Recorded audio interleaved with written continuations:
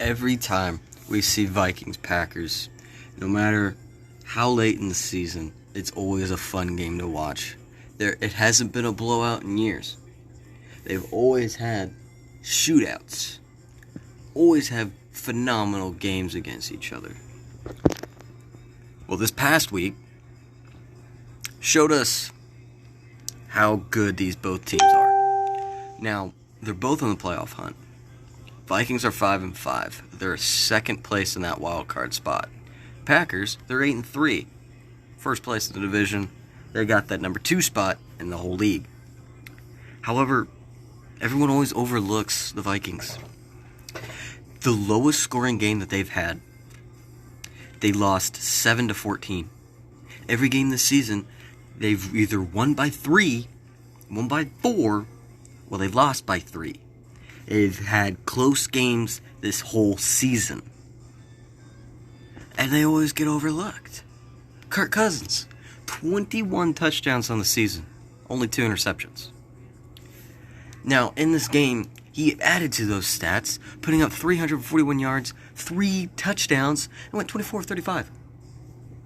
He also ran the ball quite a bit. He fed the ball to Dalvin Cook, one of the best running backs in the game right now. 22 carries, 86 yards, and a touchdown. He had 3 touchdown passes, and then he gave the ball to Cook.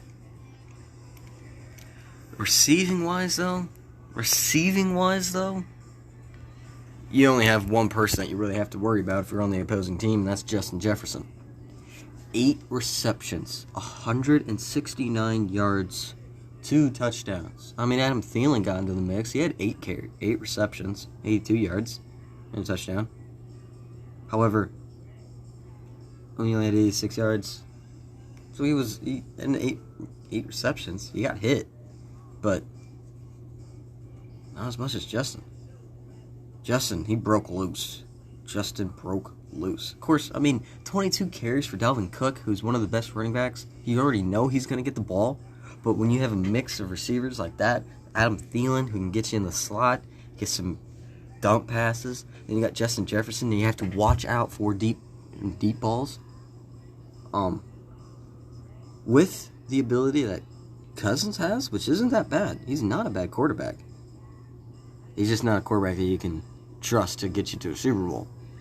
However, that's who they have on the other side of the field in Aaron Rodgers.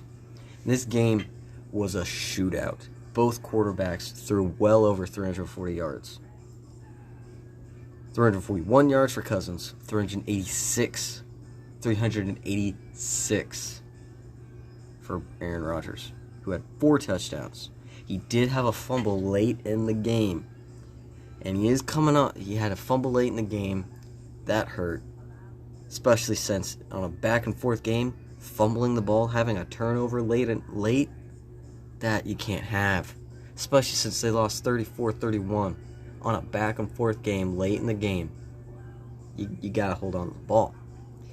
However, he is coming off of a COVID situation that he had. He missed a game. He's coming back.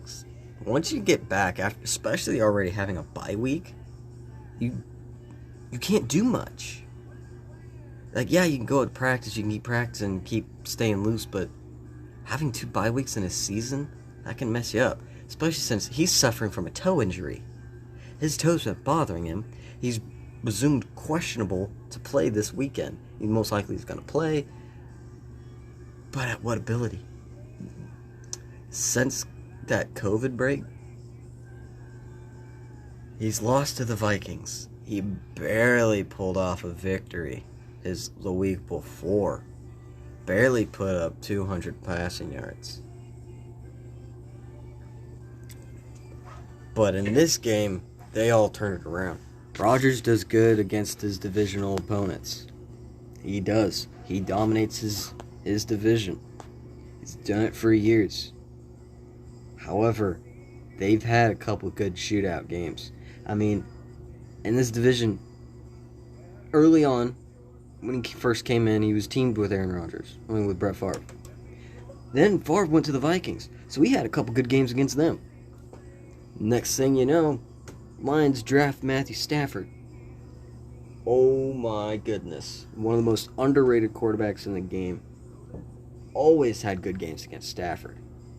And that's who he's facing this weekend, the Rams. Stafford's on the Rams right now. It's going to be a great game. But this game I want to talk about, it was phenomenal. I mean, you look at the stats. He had 2 receivers well over 100 receiving yards.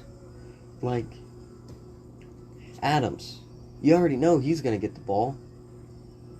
7 receptions, 115 yards with 2 touchdowns. Then you look at Marcus, 4 receptions, 123 yards and a touchdown. I mean, he even ran the ball, feeding it to Patrick Taylor, gave it to A.J. Dillon. He ran the ball a couple times. But it wasn't enough. That fumble late in the game, turnovers can kill you. And that is why you need to secure the ball. It ended up being on a game-winning field goal from 30 yards out. They always have good games against the Packers. Vikings-Packers is always a good game. And this game, this past weekend, it proved that they can sling it. Both quarterbacks, they still got it. Until next time.